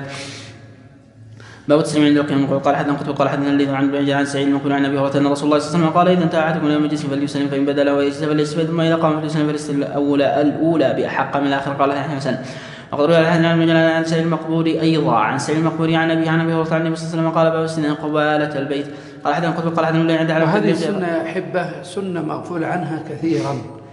احنا اذا جلسنا اذا دخل الداخل سلم، فاذا اراد ان يخرج نادرا ما يسلم، وليست الأولى بحق من الثانية، فهذه من السنن المهجورة. نعم. الله عليكم. باب السنة قال بل ورد عن الصحابة أنهم كانوا إذا كانوا سويا يمشون فقطعت بينهم شجرة إذا التقوا سلموا على بعض. نعم. قال حدثنا ملية عن عبد الله بن جابر عن ابي عبد الرحمن الحبولي عن ابي ذر انه قال رسول الله صلى الله عليه وسلم كشف سترا فادخل بصره في البيت قبل ان يؤذن له فراى عورة اهله فقدتها حدا لا يحل لولته. لو انه حين ادخل بصره استقبله رجل فقع عينه ما غيرت عليه وان مر رجل على باب لا ستر عليه غير مغلق فنظر فلا خطيئة عليه وخطيئة على البيت. والباب عن ابي هريره وابي قال عبد الغريب لا يعرف مثل هذا الا من حديث الله وبعض الرحمن اسمه عبد الله بن يزيد باب من اطلع في دار قوم بغير اذنهم. قال حدثنا مدرك قال حدثنا الله ثقه بن محمد عن انس النبي صلى الله عليه وسلم كان في بيته فاطلع عليه رجل فاهوى اليه مشقاص فتاخر الرجل قال هذا حديث صحيح. قال حدثنا ابن عمر قال حدثنا الزهري عن سالم سالم رجلا اطلع على رسول الله صلى الله عليه وسلم من جحر بحجره النبي صلى الله عليه وسلم عن النبي صلى الله عليه وسلم ضربت بها حكم راسه وقال النبي صلى الله عليه وسلم لو علمت انك تضر طعنت بها بعينك انما جعل الاستئذان من اجل وصل في الباب عن ابي هريره قال حديث حسن صحيح. باب التسليم قال حدثنا سفيان بن بكير قال حدثنا محمد بن جريج قال اخبرني عمرو بن سفيان ان عمرو بن عبد الله بن صفوان اخبره ان كلادة بن حنبل اخبرنا صلى الله عليه وسلم بعث بلبن ولبائن وضرابي سيد النبي صلى الله عليه وسلم والنبي صلى الله عليه وسلم على الوادي. قال دخلت عليه ولم استاذن ولم اسلم قال النبي صلى الله عليه وسلم ارجع فقل السلام عليكم ادخل وذلك بعد ما اسلم صفوان. قال عمرو واخبر بالحديث اميه صفوان ولم يقل سمعت من كلده. قال هذا حديث عن غريب ولا نعرف من حديث ابن جريج قال وروى عاصم بن جريج فذكر مثل هذا. قال حدث سويد بن نصر قال اخبرني المبارك قال اخبر شعبة عن محمد بن عن جابر انه قال استاذنت عن النبي صلى الله عليه وسلم في دين كان على ابي فقال من هذا فقلت انا فقال انا كانه كره ذلك. قال هذا حديث حسن صحيح. باب كراهه طرق الرجل اهله وليلا. قال حدث سويد عن سويد بن عن نبيح العنزي عن جابر النبي صلى الله عليه وسلم ان يطرق النساء ليلا. والباب عن بن عمر بن عباس قال هذا حديث صحيح وقدر من غير وجه عن جابر النبي صلى الله عليه وسلم وقدر من عباس النبي صلى الله عليه وسلم يطرق النساء ليلا. قال وطلق رجلان بعد ان النبي صلى الله عليه وسلم وجد كل واحد منهما مع امرأة رجل. وباب جاء في تهذيب الكتاب. قال حمام بن غير قال هذا شباب عن حمزه عن ابي الزبير عن جابر ان رسول الله صلى الله عليه وسلم قال اذا كتب احدكم كتابا فليتربه فانه انجح للحاجه. قال هذا حديث منكر لا نعرفه الا عن ابي الزبير الا من هذا الوجه.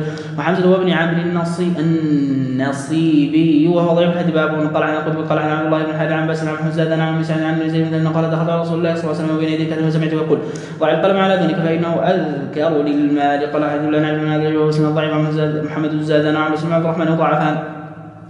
باب في تعليم السريانية. قال عن عبد الحجر قال اخبرنا عبد الرحمن بن زيد عن ابي خرج من زيد بن ثابت عن ابي زيد ان قال امرني رسول الله صلى الله عليه وسلم ان تعلم له كلمات يهود. قال واني والله ما امن يهود على كتابي.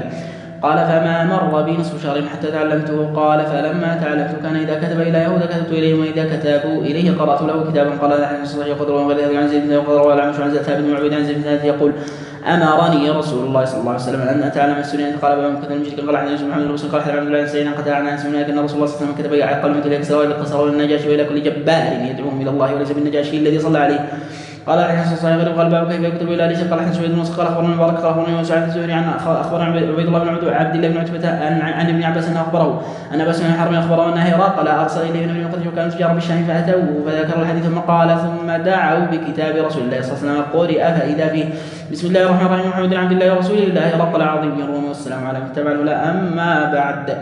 قال هذا حديث صحيح وابو سفيان اسمه صالح محمد قال بما جاء في ختم الكتاب قال حدث اسحاق بن منصور قال اخبرنا عن هشام قال حدثنا ابي عن قتاده عن انس انه قال لما اراد النبي صلى الله عليه وسلم يكتب الى العجم قيل له ان العجم لا يقبلون الا كتبا عليه خاتما اصطنع خاتما قال يا كاني انظر الى بياضه بكفي قال هذا حديث حسن صحيح باب كيف السلام. قال حدثنا قال اخبرنا المبارك قال اخبرنا قال حدثنا ابات البناني قال حدثنا ابي ليلى عن مقتدى مسعود قال اقبلت انا وصاحبان لي قد ذهبت اسماعنا وابصارنا الجيل قال فجعلنا نعرف ومسلمنا اصحاب النبي رسول الله صلى الله عليه وسلم ليس احد يقبلنا فاتينا النبي صلى الله عليه وسلم فاتى بنا اهله فاذا ثلاثه اعنف فقال النبي صلى الله عليه وسلم احتربوا هذا اللبن بيننا قال فكنا نحترب ويشرب كل انسان نصيبه ونرفع لرسول الله صلى الله عليه وسلم نصيبه فيجيء رسول الله صلى الله عليه وسلم الليل فيسلم تسليما لا يوقف النائم ويسمع اليقظان ثم ياتي مسجده ويصلي ثم ياتي شرابه فيشربه قال هذا حديث حسن صحيح. باب وجاء في كراهه التسليم على ميمون قال حدثنا مدار بن صالح قال حدثنا ابو بن الزبير عن سفيان عن ضحاك بن عن نافع عن ابن عمر ان رجلا سلم على النبي صلى الله عليه وسلم ويقول فلم يرد عليه النبي صلى الله عليه وسلم السلام. قال حدثنا محمد بن حنان النيسابي وقال حدثنا محمد بن يوسف عن سفيان عن ضحاك بن عثمان فذكر بهذا الاسناد نحو قال وهب عن قتل الفضواء وجابر والبراء ومهاجر بن قرمد قال هذا حديث حسن صحيح.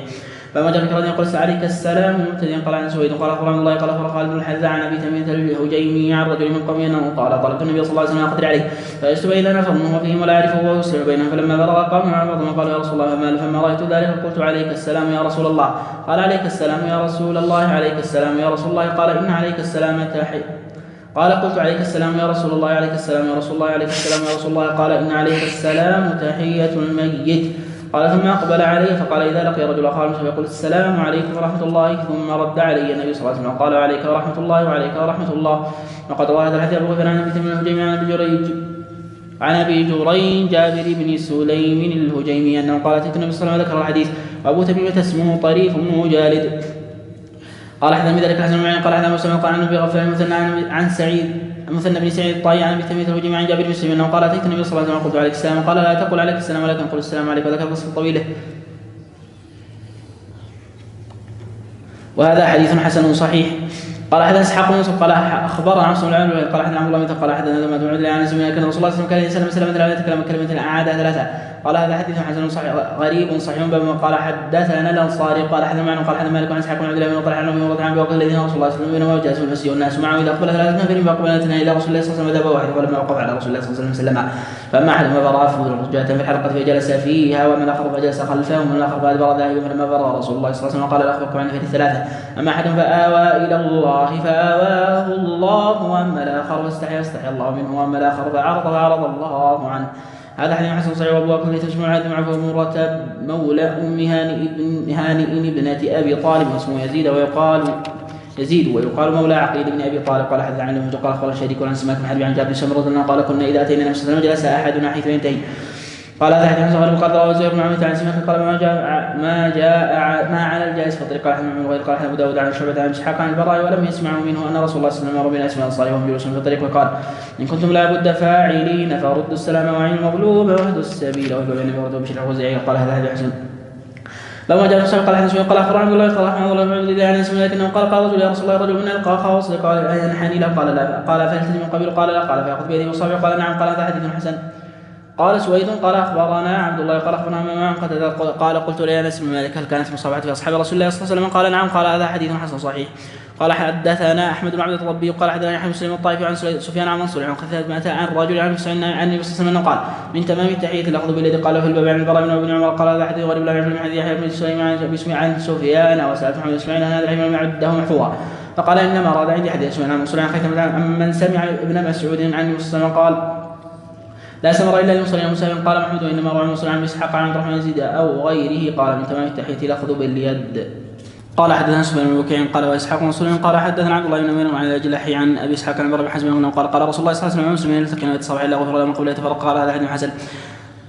غريب من حديث ابي اسحاق عن البراء وقد روي عن هذا الحديث من غير وجه عن البراء قال حدث سويد بن قال اخبرنا عبد الله قال اخبرنا عن عبد الله بن زهر عن ابن يزيد عن القاسم بن عبد الرحمن عن ابي امه ان رسول الله صلى الله عليه وسلم قال من تمام عياد المريض يضع احدكم على يده على جبهته او قال على يده فيساله كيف هو تمام تحيتكم بينكم المصابعه قال هذا اسناد ليس بالقوي قال محمد بن عبد الله بن زحر ثقة وعلي بن يزيد ضعيف والقاسم بن عبد الرحمن كان أبا عبد الرحمن ذكته وهو مولى عبد الرحمن خالد بن يزيد بن معاوية والقاسم شيء من باب وجاء في المعنى قبله قال حدثنا محمد سفيان قال حدثنا إبراهيم بن يحيى بن محمد بن عبد المدين قال حدثني أبي يحيى محمد بن محمد عن محمد بن إسحاق عن محمد بن مسلم الزهري عن عروة بن الزبير عن عائشة قالت خادم زيد بن حارثة المدينة رسول الله صلى الله عليه وسلم بيتي فأتاه فقرأ الباب فقام إليه رسول الله صلى الله عليه وسلم عريانا يجر ثوبه والله ما رأيته عريانا قبله ولا بعده فاعتنقه وقبله قال هذا حديث عن زوج بن حديث الزهري إلا من هذا الوجه باب ما جاء في قوة اليد والرجل قال حدثنا مكرم قال والرجل قال حدثنا مكرم قال حدثنا عبد الله بن إدريس وأبو سلمة عن شعبة عن عامر عن عبد الله بن سلمة عن صلى الله عليه وسلم قال يهودي لصاحبه ذهبنا إلى هذا النبي صلى الله عليه وسلم قال صاحب لا تقل النبي إنه لو سمعك كان له 4 أعين فأتى رسول الله صلى الله عليه وسلم فسأله عن سيئات بينات فقال لهم لا تشركوا إلا شيء ولا تسرقوا ولا تزنوا ولا تقتلوا نفسا التي حرم الله إلا بالحق ولا تمشوا بيده إلا ذي سلطان ليقتل ولا تسحروا ولا تأكلوا الربا ولا تكونوا محصنات ولا تولوا الفرار يوم الزحف وعليكم خاصة اليهود ألا تعتوا السجد قال فقبلوا يديه ورجليه وقال نشهد أنك نبي قال فما يمنعكم أن تتبعون قالوا إن داود ودعا ربه ألا يزال من ذريته نبي نخاف إن تبعناك تقتلنا اليهود والباب عن زيد بن بن عمر قال حدثنا صهيب بن جابر مرحبا قال حدثنا إسحاق بن منصور قال حدثنا معن قال حدث مالك عن أبي النضر عن أن أبا مرة مولاه أم بنت أبي طالب أخبره أنه سمع مالك تقول ذهبت إلى رسول الله صلى الله عليه وسلم على الفتح فوجدت قد سلوا فاطمة السوق بثوب قالت فسلمت فقال من هذه قلت أنا أم هانئ فقال مرحبا بأم هانئ فذكر قصة الحديث وهذا حديث صحيح. قال حدثنا عبد المحمد قال حدثنا مسعود عن سفيان عن اسحاق عن مصعب بن سعد عن كلمة بن جهنم قال رسول الله صلى الله عليه وسلم يوم جئته مرحبا بالراكب المهاجر والباب عن بن عباس بن جابر قال هذا حديث ليس اسناده صحيح لا نعرف من هذا من حديث موسى بن مسعود عن سفيان ابو موسى بن مسعود ضعيف الحديث رواه عبد الرحمن وعن سفيان عن اسحاق فذكره مرسل ولم يذكر فيه. عن موسى بن سعيد هذا صح وسمع محمد بن بشير يقول موسى بن مسعود ضعيف في الحديث قال محمد بن بشير كذبت كثيرا عن موسى بن مسعود لما تركته قال باب ما جاء في تشميت سبحان الله. يعني عكرمة بن أبي جهل ابن عدو رسول الله صلى الله عليه وسلم بل عدو الأمة بل فرعون هذه الأمة ومع هذا لما يقابل هذا النبي الكريم يقول مرحبا بالراكب المهاجر ما أعظم من خلق. نعم. أحسن الله عليكم. باب ما جاءت من العادة قال حدثنا الحسن عن اسحاق عن حارث عن علي أو قال رسول الله صلى الله عليه وسلم المسلم على المسلم 6 بالمعروف يسلم عليه إذا لقيه ويجيب إذا دعاه ويشمته إذا عطس ويعوده إذا مرض ويدفع جنازه إذا مات ويحب له ما يحب لنفسه. الباب عن ابي هريره وابي ايوب والبراء بن مسعود قال هذا حدثنا قدر من غير وجه عن النبي صلى الله عليه وسلم قد تكلم بعض في الحديث بن عمر قال حدثنا قتيبة بن سعيد قال حدثنا محمد بن مسلم مخزوم المديني وعن سعيد بن ابي سلمة قل عن ابيه عن ابي هريره قال رسول الله صلى الله عليه وسلم للمؤمن على المؤمن 6 خصال يعود اذا مرض ويشهد اذا مات ويجيب اذا دعا ويسلم عليه اذا لقيه ويشمت اذا عطس وينصح له اذا غاب او شهد. قال هذا حديث صحيح بن محمد بن مسلم مخزوم المديني ثقة روى عنه عبد العزيز محمد وابن ابي هديك قال ما يقول عطس اذا عطس.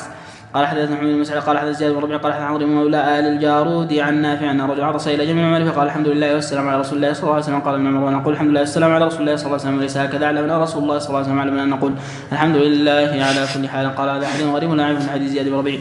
باب ما جاء كيف يشم العطس قال حدثنا محمد بن بشير قال حدثنا محمد بن ابراهيم المهدي قال عبد الرحمن المهدي قال حدثنا سفيان عن حكيم الديلب عن ابي هريره عن ابي وسلم قال كان اليهود يتعاطسون عند النبي صلى الله عليه وسلم يرجون ان يقول لهم يرحمكم الله ويقول يهديكم الله ويصلح بالكم.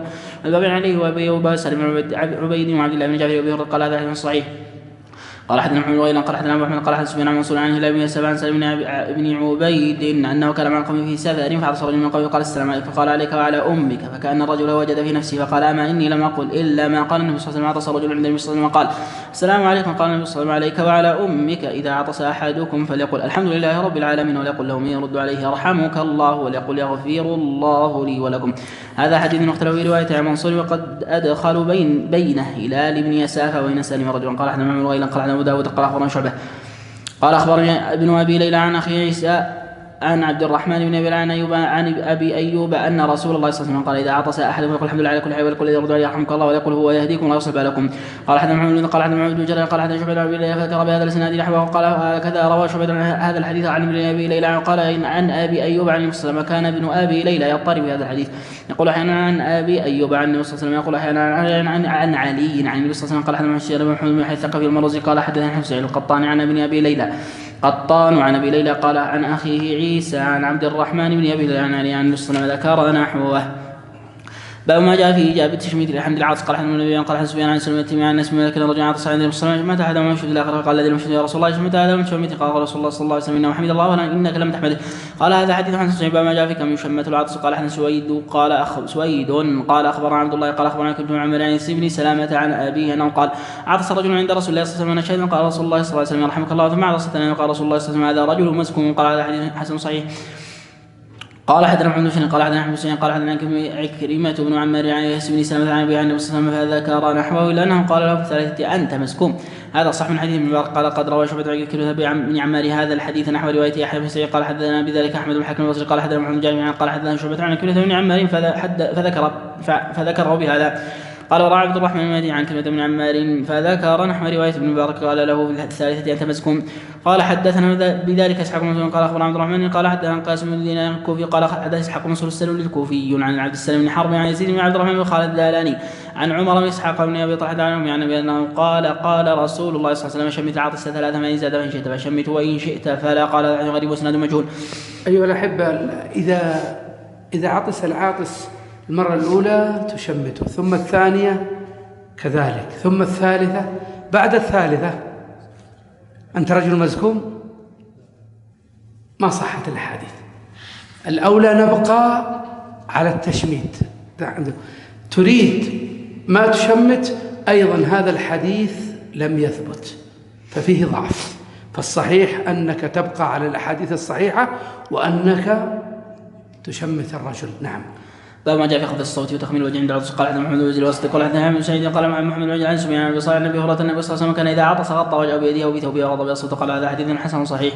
باب ما جاء في ان الله يحب العطاس ويكره الثوب. قال حدثنا من ابي قال حدثنا سفيان عن مجلال المقبري عن ابي هريره ان رسول الله صلى الله عليه وسلم قال العطاس من الله الثوب من الشيطان اذا ذهب احدكم فليضع يده على فيه فاذا قال فإن الشيطان يضحك من جوفه وإن الله يحب العطاس ويكره التثاؤب. إذا قال الرجل إذا تثاءب فإن الشيطان يضحك من جوفه. قال هذا حديث حسن. قال حدثنا الحسن بن علي الخلاق قال أخبرنا يزيد بن هارون قال أخبرنا ما به عن سعيد بن سعيد المقبري عن أبي هريرة أنه قال رسول الله صلى الله عليه وسلم إن الله يحب العطاس ويكره التثاؤب. فإذا عطس أحدكم قل الحمد لله يحق على كل من سمع يقول يرحمك الله ومتى. وإذا ذهب أحدكم يرضى واستطاع ولا يقول فإنما ذلك من الشيطان يضحك منه. قال هذا حديث صحيح. وهذا صحيح من حديث ابن عجلان بن أبي ذئب محفظ الحديث سعيد المقبري وثبت من محمد بن عجلان قال سمعت أبو بكر العطار البصري يذكر عن علي بن المدين عن يحيى بن سعيد أنه قال محمد بن عجلان عن حديث سعيد المقبري روى بعضها سعيد عن أبي هريرة وروى بعضها سعيد عن رجل عن أبي هريرة فاختلطت علي فجعلتها عن سيدنا أبي هريرة. لما جاء من العطاس في الصلاة المشهد قال عن المهجن قال عن شريك عن أبي قطع عن دين وابن ثابت عن أبي عن جدي رفعه قال أنه قال العطاس والنعاس وتثاؤب في الصلاة والحيض والقي والرعاف من الشيطان. قال هذا عن غير من عبد عن شريك عن أبي قطع وسألت محمد بن اسماعيل عن عدي متوان عن أبيه عن جدي فقلت له ما اسم جدي عدي قال لا أدري وذكر عن من قال اسمه دينار. فلما جاء فكر هذا قال الرجل من مجلسه ثم يجلس فيه. قال حدثنا قتيبة قال حدثنا محمد عن أيوب عن نافع عن عمر أن رسول الله صلى الله عليه وسلم قال لا يقيم أحدكم أخاه مجلس ثم يجلس فيه. قال هذا حديث حسن صحيح. قال حدثنا حسن بن علي الخلاق قال حدثنا موسى قال اخبرنا عمر الزهري عن سالم عن ابن عمر انه قال رسول الله صلى الله عليه وسلم لا يقيم احدكم اخاه من مجلس ثم يجلس فيه. قال وكان الرجل يقوم لابن عمر فما يجلس فيه. فما جاء اذا قام الرجل من مجلس ثم رجع فهو يحكم. قال حدثنا قتيبة قال حدثنا خالد بن عبد الله وسعيد بن يحيى محمد بن يحيى بن يحبان عن امي قاسم بن حبان عن وهب بن حذيفه رسول الله صلى الله عليه وسلم قال الرجل حكم مجلسه وان خرج لحاجه ثم عاد فهو حكم مجلسه. قال هذا غريب حسن صحيح غريب. والباب عن ابي بكر بن سعيد وابي هريره قال باب ما جاء في رجل يجلس برجل بغير قال عن سفيان قال اخبرنا عبد الله قال اخبرنا سعيد زيد قال حدثنا عن شعيب عن ابي عن عبد الله بن عمرو رسول الله صلى الله عليه وسلم قال لا يحل لرجل ان يفرق بين اثنين الا باذن. قال هذا حديث حسن وقد روى عامر نحو عن شعيب ايضا باب ما جاء في قراءه القعود وسط الحلقه. قال حدثنا قال اخبرنا عبد الله قال اخبرنا شعبة عن قتادة عن مجلس ان رجل قال وسط الحلقه قال حذيفه ملعون على لسان محمد قال لعن الله على لسان محمد من قعد وسط الحلقه. قال هذا حديث حسن صحيح ومجلس اسمه لاحق بن حميد. فما جاء في قراءة كلام الرجل قال عن عبد الله بن عمر قال اخبرنا عفان قال اخبرنا سبع عن محمد عن انس انه قال لم يكن شخص صحابه اليهم رسول الله صلى الله عليه وسلم قال وكانوا اذا راوا لم يقوموا لما يعلمون من كراهته لذلك. قال هذا حديث حسن صحيح غير. قال حدثنا معمر قال عن قوس قال حدثنا سفيان عن حبيب شهيد عن ابي مجلس انه قال خرج معاويه وقام عبد الله بن صفوان حين راوا فقال جلسا سمعت رسول الله صلى الله عليه وسلم يقول من سر رايت مثل له رجل الرجال قياما فليتبوأ مقعده من النار. ولو يعني ابن قال هذا حديث حسن. وقال حدثنا ناد قال حدثنا مسلم عن حبيب شهيد عن ابي مجلس عن معاويه عن النبي صلى الله عليه وسلم ذكر نحوه ما جاء في تقليم الاظفار. قال حدثنا علي الحسن بن علي الحلواني وغير واحد قال عبد مرسل قال اخبرنا عمران عن الزهري عن سعيد بن مسلم عن ابي هريره قال قال رسول الله صلى الله عليه وسلم فضلت الاستحداد والختان وقص الشارب وتقليم الاظفار قال حدثنا الصحيح قال حدثنا قتيبة وأناد قال حدثنا مكي عن سكر بن زيد عن مصعب بن شيبة عن طلق بن حبيب عن عبد الله بن زهير عن عائشة النبي صلى الله عليه وسلم قال عشر من فطرة قص الشارب واعفاء اللحية والسواك والاستنشاق وقص الاظفار وغسل البراج بن ثلث وحلق العانة والتقاص من قال زكريا قال مصعب بن العشرة لن تكون المضمضة وباب عن عمرو بن بن عمر قال هذا حديث نحن قال بئس التقاص والاستنجاء بالماء باب ما جاء في تقليد الاظفار واخذ الشارب قال حدثنا اسحاق قال حدثنا مصعب قال حدثنا صاحب بن شهاب محمد الصاحب قال حدثنا عمر الجوني عن انس بن مالك عن النبي صلى الله عليه وسلم وقتلهم في كل 40 الذي تقليم الاظفار واخذ الشارب وحلق العانة قال حدثنا قتيبة قال حدثنا جابر بن سليمان عن ابي عمر الجوني عن انس بن مالك انه قال وقتل رسول الله صلى الله عليه وسلم قص الشارب وتقليم الاظفار وحلق العانة في البطلان لا يترك اكثر من 40 يوما. هذا صح قال هذا اصح من حديث وصدام مسلس عند الحافظ قال بما جاء في قص الشارب قال حدثنا محمد بن عمرو الوليد الكوفي الكندي وقال حدثنا احمد بن اسرائيل عن سماك عن ابن مسلم قال كان النبي صلى الله عليه وسلم يقص وقال ياخذ من شاربه قال وكان خليل الرحمن ابراهيم يفعل. قال هذا حديث حسن غريب قال عن عبيدة بن حميد عن يوسف بن صعيب بن سنان سيد ورقم عن رسول الله صلى الله عليه وسلم قال من لم يأخذ من شاربه ليس منه ولا عن المغرب شبع. قال هذا حديث حسن صحيح. قال حدثنا محمد بن بشير قال حدثنا حسين عن يوسف بن صعيب ذكر بهذا الاسناد نحو قال بما جاء لا تلميذ اللحية قال حدثنا نند عن عمر قال حدثنا عمر بن هارون عن أسامة بن زيد عن عمرو بن شعيب عن أبيه عن جده أن النبي صلى الله عليه وسلم كان يأخذ من لحيته من عرضها وطولها. قال هذا حديث غريب مسمع عن يقول عمر بن هارون مقارب الحديث ولا يعرف له أحد إلا صلى الله عليه وسلم قال يتفرد به إلا هذا الحديث كان النبي صلى الله عليه وسلم يأخذ من لحيته من عرضها وطولها لا نعرفه إلا من حديث عمر بن هارون. رأيت حسن الرأي في عمر بن هارون وسمعت قتيبة يقول عمر بن هارون كان صاحب عهده كان يقول لمن قول وعمل. قال قتيبة حدثنا مكي بن الجراح عن رجل عن ثور بن يزيد النبي صلى الله عليه وسلم من الصبر من جاني قال قتيبة قل له من هذا قال صاحب عمر بن هارون بما جاء في باب اللحية قال هذا سلم خلى قال حدثنا عبد الله بن من عبد الله بن عمر النافع عن ابن عمر أنه قال رسول الله صلى الله عليه وسلم احفوا الشوارب واعفوا اللحى. قال هذا حديث صحيح. قال حدثنا صالح قال حدثنا معلوم قال حدثنا مالك عن ابي بكر بن نافع عن ابي بن عمر أن رسول الله صلى الله عليه وسلم امر باحفاء الشوارب واعفاء اللحى. قال هذا حديث ابو بكر بن نافع اسمه مولى بن عمر هو مولى بن ابي عمر ثقة وعمر بن نافع ثقة وعبد الله بن نافع مولى بن عمر يضعف. بما جاء في وضع الدليل عن الاخرى مستلقين. قال حدثنا سعيد بن عبد الرحمن بن وغير واحد قال حدثنا سفيان عن الزهري عن ابي ذر عن ان النبي صلى الله عليه وسلم مستلقين المسجد واضعا احدى رجليه على الاخر. قال هذا حديث صحيح. وعن عباد بن تميم هو عبد الله بن زيد بن عاصم بن باب مجاهد قال حدثنا سؤال احمد القري قال حدثنا قال حدث سليمان تميم عن الخداش عن ابي زبير عن جابر ان رسول الله صلى الله عليه وسلم عن اشتمال الصماء والاحتباء في ثوب واحد ويرفع رجل احدى رجليه على الاخرى ومسلقيه على ظهره. قال هذا رواه غير واحد عن سليمان التميمي ولا نعرف خداش هذا من هو قد روى له سليمان التميمي غير حديث. قال حدثنا قد قال حدثنا عن ابي زبير عن جابر ان رسول الله صلى الله عليه وسلم عن اشتمال الصماء واحتباء في ثوبه واحد ويرفع رجل احدى رجليه على الاخرى ومسلقيه على ظهره. قال هذا حديث حسن صحيح. بما جاء كراهه الضجاع على البطن. قال حدثنا عمر قال حدثنا عبد السلام عبد الرحيم قال عن محمد بن عمرو قال حدثنا ابو سلامة عن ابي هريرة انه قال رسول الله صلى الله عليه وسلم رجل على بطنه فقال ان هذه ضجعة لا يحبها الله الا بعن طهفة وابن عمر.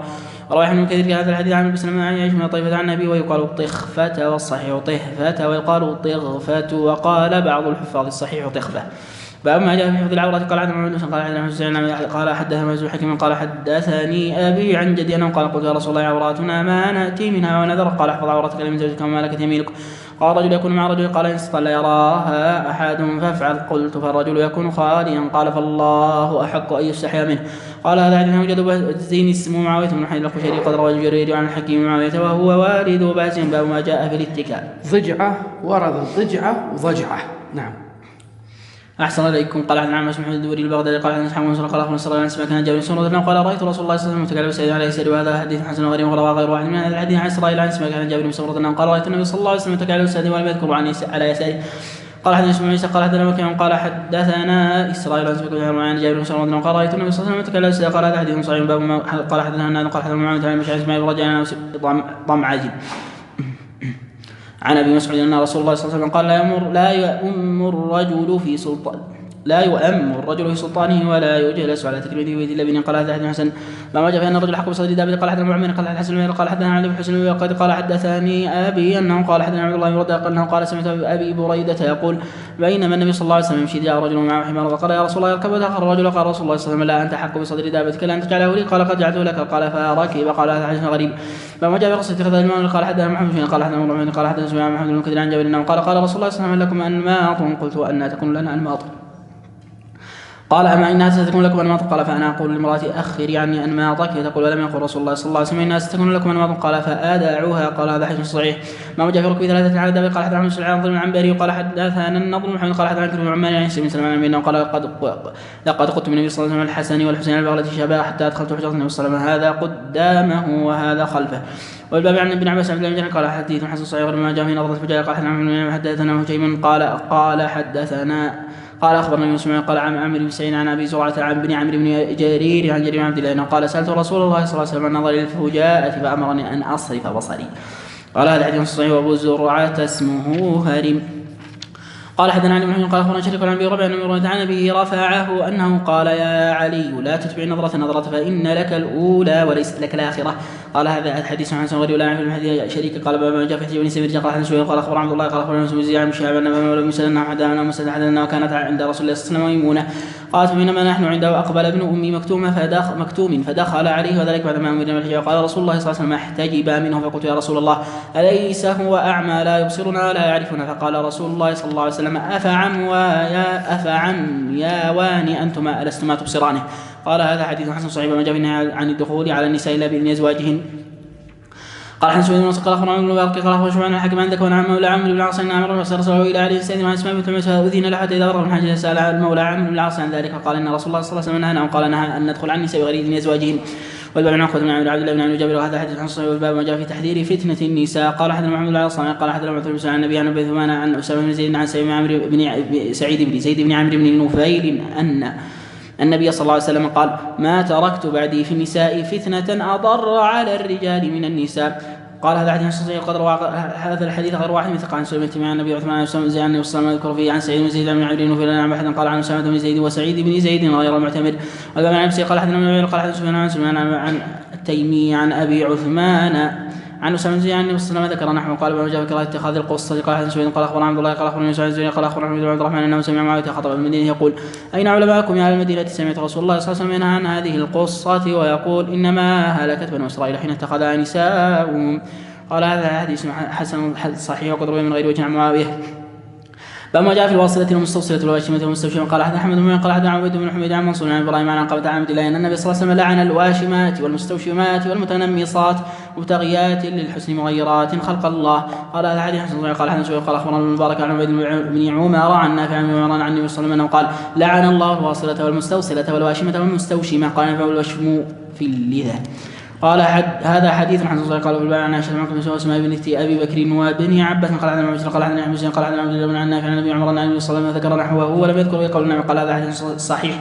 بما جاء من شباب بن جامع قال عن عمر قال عن مداوي الطياسي قال حدث شعبة وما عن قال عن كلمة عن ابن عباس انه قال عن رسول الله صلى الله عليه وسلم شباب بن جامع من سلم شبين من سلم رجال. قال هذا حديث حسن صحيح. قال حدثنا حسن بن علي الخلاق قال حدثنا ابو رسول قال اخبرنا معنا عن بكر وايوب عن كلمة عن ابي قال لعن رسول الله صلى الله عليه وسلم المخنثين من الرجال والمترجلات من النساء.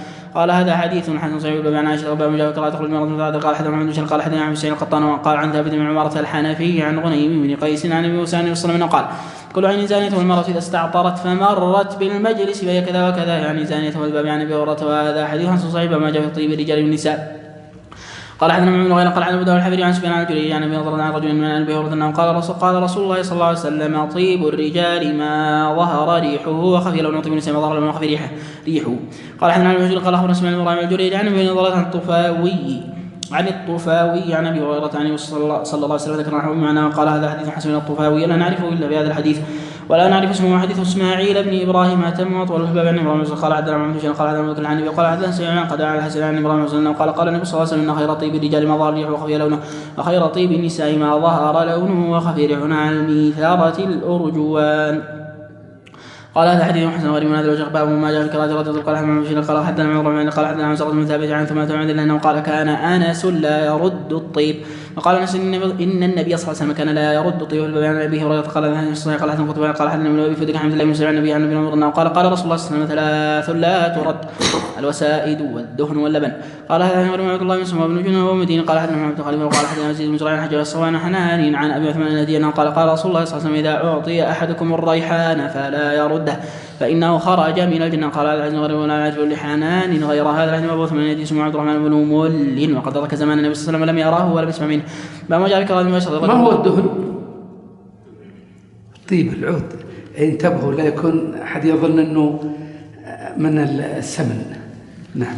أحسن عليكم عن جابر رحمه الله الرجل امرأة قال حدثنا معاوية عن مشاشك بن عبد الله أنه قال رسول الله صلى الله عليه وسلم لا تباشر المرأة حتى تصفها لزوجها كأنه ينظر إليها. قال هذا حديث قال حدثنا عبد الله بن زياد قال حدثنا محمد قال اخبرنا ضحك عن عثمان قال اخبرني زيد بن عبد الله بن سعيد عن النبي انه قال رسول الله صلى الله عليه وسلم ينظر الرجل الى عوره الرجل ولا تنظر المراه الى عوره المراه ولا يفضي الرجل الى الرجل في ثوب الواحد ولا تفضي المراه في ثوب الواحد. قال هذا حديث غريب قال ما جاء في حديث العوره قال حدثنا احمد بن قال حدثنا معاذ بن معاذ وزمار قال حدثنا مسلم حكم عن النبي عن جدي انه قال قلت يا نبي الله عوراتنا ما ناتي منها وما نذر. قال احفظ عورتك الا من زوجتك وما ملكت يمينك. قال قلت يا رسول الله اذا كان القوم بعضهم في بعض قال ان استطعت الا يراها احد فلا يرينها. قال قلت يا رسول الله اذا كان احد خاليا قال فالله احق ان يستحيا منه. قال هذا حديث حسن باب ما جاء ان الفخذ عوره. قال حدثنا سفيان عن عمر بن عبيد الله عن سرعة مسلم بن جرهد الاسلمي عن جده بن جرهد الاسلمي عن جده جرهد انه قال مر النبي صلى الله عليه وسلم بجرهد في المسجد وقد انكشف فخذه وقال ان فخذ عوره. قال عن حسن ما راه ما ارى اسناده متصل. قال حدثنا الحسن قال حدثنا ابو الرزاق قال اخبرنا عمر بن الزناد قال اخبرني ابن جرهد عن ابيه النبي صلى الله عليه وسلم مر به وكاشف عن فخذه. قال النبي صلى الله عليه وسلم غطي فخذك فانها من عوره. قال هذا قال هذا مسلم قال هذا حسن صلى عن عبد الله بن محمد عن عبد الله بن جرهد الاسلمي عن ابيه النبي صلى الله عليه وسلم قال الفخذ عوره. قال هذا حديث حسن غريب من هذا الوجه. قال حدثنا واصل بن عبد الله على الكوفي قال حدثنا يحيى بن ادم قال حدثنا اسرائيل عن ابي يحيى عن مجاهد عن النبي صلى الله عليه وسلم قال الفخذ عوره. الباب عن محمد بن عبد الله بن جحش قال هذا حديث غريب هو لعبد الله بن جحش صحبه وابن محمد صحبه. صلى الله وسلم على نبينا محمد. جمعية الدعوة والإرشاد وتوعية الجاليات بأبها بالدعوة نحيا.